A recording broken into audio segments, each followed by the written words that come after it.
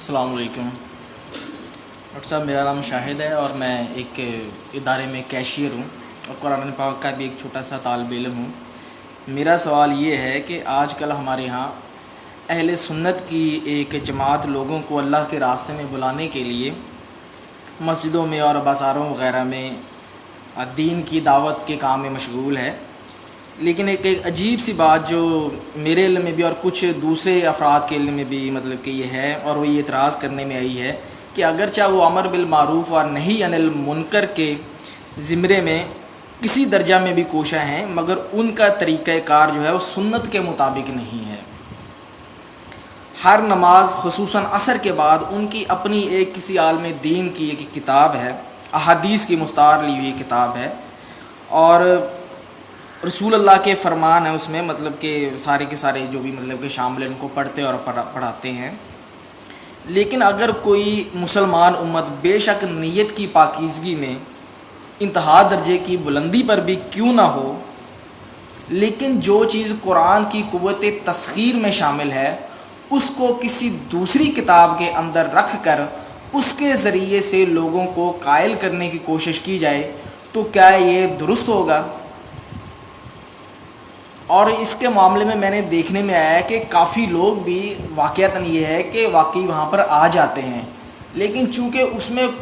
بنیادی فنڈامنٹلز جو ہیں ان کو ڈسکس نہیں کیا جاتا، سود وغیرہ کو ڈسکس نہیں کیا جاتا ہے، دین کی اقامت کے سلسلے میں اس کو ڈسکس نہیں کیا جاتا ہے۔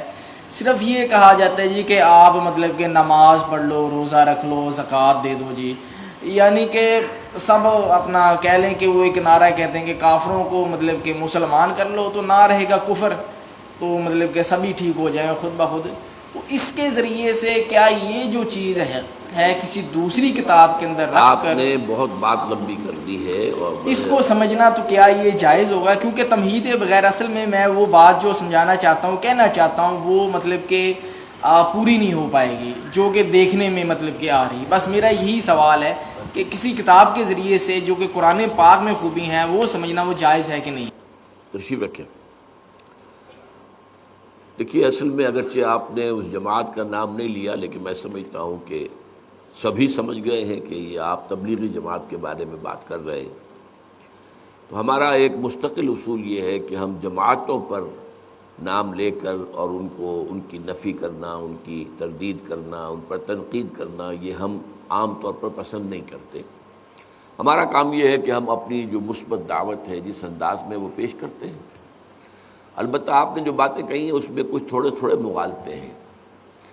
فی نفس ہی حدیث کا مطالعہ یہ بھی کوئی بری بات تو نہیں ہے۔ وہ اگر ایک اعتبار سے آپ کو بری لگ رہی ہے تو وہ یہ کہ چونکہ قرآن کی طرف ان کی وہ توجہ نہیں ہے، تو ایک نیگیٹو اسپیکٹ کے حوالے سے، ورنہ احادیث کا جو ہے مطالعہ جو ہے اس کو بیان کرنا، سننا، پڑھنا، یہ اپنی جگہ خود اس کے اندر نورانیت ہے، اس میں بھلائی ہے، اس میں فائدہ ہے۔ البتہ یہ ضرور ہے کہ اس کتاب میں ضعیف حدیثیں بھی بہت لے لی گئی ہیں، یہاں تک کہ موضوع احادیث بھی ہے۔ یہ اصل میں یہ کہ نیکی کی ترغیب دینے کے لیے کسی زمانے میں لوگوں نے جھوٹی حدیثیں بھی گڑھی تھیں، محدثین نے اس کی پورا تجزیہ کیا کہ لوگوں کو یہ بتایا جائے کہ اس چھوٹے سے کام میں اتنا بڑا ثواب ہے تو لوگ اس کو کرنے پہ آمادہ ہو جائیں گے، لہذا جھوٹی حدیث گھڑ دی۔ تو اس کتاب کے اندر اس میں خامی اصل میں یہ ہے، حدیث فی نفسہ ہی، اور حدیث اگر صحیح ہے اور مستند ہے تو وہ تو نورانی ہے ہمارے لیے۔ البتہ اس کا کرنا تو اپنی جگہ پر صحیح ہے، لیکن اگر وہ قرآن کی جگہ لے لے تو یہ معاملہ غلط ہو جائے گا۔ تو یہ در حقیقت گر حفظ مراتب نہ کنی زندگی، سب سے پہلے قرآن ہونا چاہیے، اس کے بعد حدیث ہونی چاہیے۔ پہلی بات تو یہ ہے۔ دوسری بات یہ ہے کہ ان کے ہاں اصل میں وہ سارا زور جو آپ نے دیا ہے کہ جب سب ٹھیک ہو جائیں گے اسلام کا نظام آ جائے، یہ بات غلط ہے، اس کی ہم تردید کرتے ہیں کہ اگر صرف دعوت و تبلیغ سے اسلام قائم ہو سکتا تو حضور سے بڑا مبلغ اور داعی تو کوئی نہ ہوا ہے نہ ہوگا۔ جب حضور کو بھی اپنی دعوت کے بعد اور دعوت کے نتیجے میں جو آئے انہیں منظم کر کے جماعت بنا کر اور پھر باطل سے ٹکرایا نہیں حضور نے، اور پھر جنگوں کی نوبت نہیں آئی، اور جبکہ ان لوگوں کو بھی یقاتلون فی سبیل اللہ فیقتلون ویقتلون اس مرحلے سے نہیں گزرے، قتل کرتے بھی ہیں، قتل ہوتے بھی ہیں۔ غزوہ بدر میں 70 جو ہیں قرشی مارے گئے اور 14 صحابہ جو ہیں شہید ہوئے۔ غزوہ احد میں 70 جو ہیں صحابہ شہید ہو گئے۔ تو اس طریقے سے یہ تو ہوا ہے، لیکن اس کے بغیر اگر آپ سمجھے اپنی جان دیے بغیر کہ آپ اسلام دنیا میں نافذ کر دیں گے تو وہ انہونی بات ہے۔ وہ بھی گویا کہ ایک اعتبار سے سیرت النبی کا صحیح مطالعہ نہیں ہے، اور اس سے در حقیقت، اور اس میں بھی یہ ہے کہ وہ نہی عن المنکر کی بات نہیں کرتے ہیں، بلکہ صرف جو ہے فضائل کے حوالے سے، اس کتاب کا نام بھی یہی ہے، فضائل، تو فضائل کے حوالے سے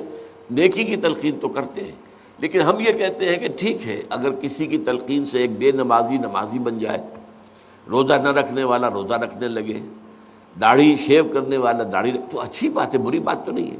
لیکن یہ ہے کہ اگر آپ دین کا پورا تصور پیش نہیں کریں گے تو پھر وہی ہے، اس منفی پہلو کی وجہ سے اس کے اندر کمی واقع ہو رہی ہے، ورنہ فی نفس ہی نیکی کی تلقین، بھلائی کی تلقین، اگرچہ اس کے اندر معاملات کو بھی لانا چاہیے جو وہ نہیں لاتے، پھر سیاسیات کو لانا چاہیے، نظام کو لانا چاہیے۔ سب سے بڑی بدی جو ہے وہ نظام باطل ہے، نظام کفر ہے،